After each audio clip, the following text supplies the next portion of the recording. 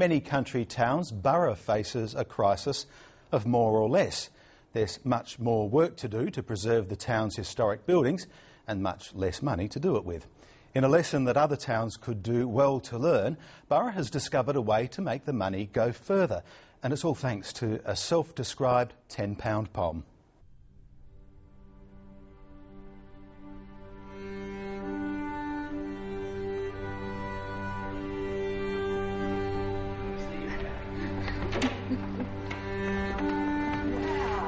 This country tale starts at the community's heart, the local town hall. But then you've got up at the back, you've got that lovely mural.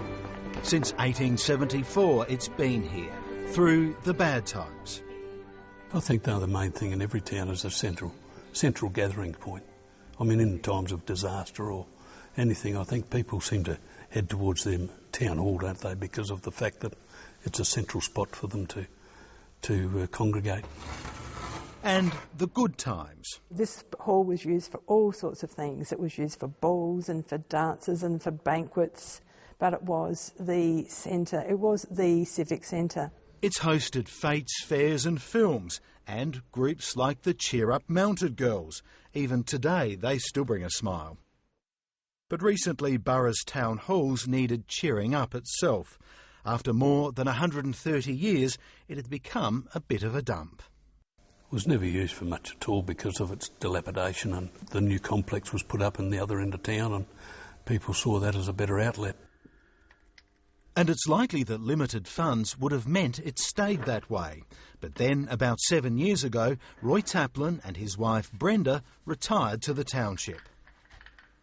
Roy Taplin is a carpenter, a plasterer, a decorator and a painter. There's not much, in fact, that he can't do.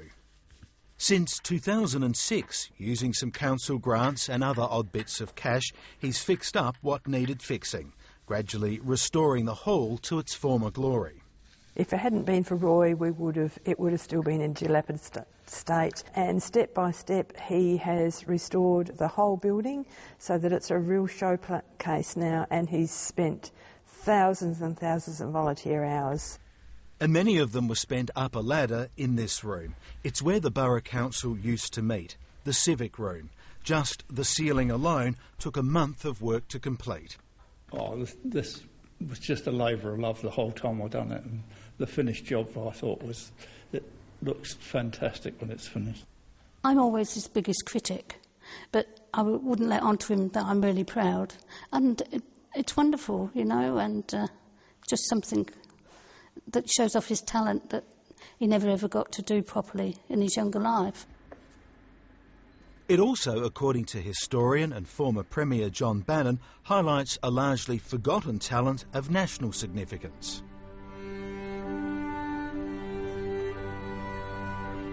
That's all to do with this man. Frederick Holder came to Burra as a school teacher. He then became a journalist. His political career started in Burra Town Hall. It finished in one of the nation's highest offices.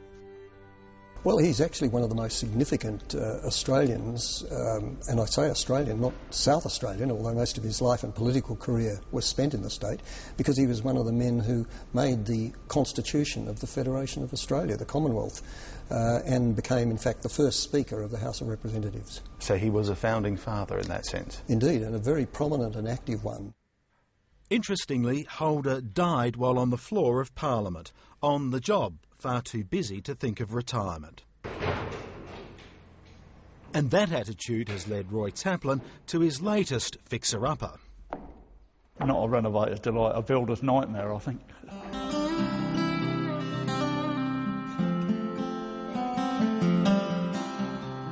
This is the Burra Railway Station. The last regular train came through here in the 1980s, but it's something else that threatened the end of the line. It's the termites, isn't it? That's just the termites that have been the problem. They've gone through the building and eaten out floors, eaten out door frames and windows, and right through the roof in one part. The town has a $200,000 grant to fix the station roof. But thanks to Roy Taplin and indeed other volunteers, MEREDITH SATCHELL says they'll end up with close to $1 million worth of work. Roy Taplin has refused payment for any of his efforts. The council offered the couple a rate rebate. They said no. He was nominated for Senior Citizen of the Year. He said no to that too. But that doesn't mean there hasn't been a payoff of sorts. Personally, I think it's kept me alive, actually. I mean, if I'd have been at home, I'd have been pushing up daisies now, I think. Yes, it was a lifesaver. Yeah. A lifesaver, wasn't it? It was, yeah. Roy Taplin says Burra's about $75,000 shy of being able to completely redo the station. With that money, he reckons the job could be finished in 18 months. But then again, he's still finding stuff to do at the town hall. Anything but retirement. He was wandering around here this morning and I thought to myself, he's thinking up the next big project. He never stops. He must have been a nightmare as a child because he never stops thinking and planning.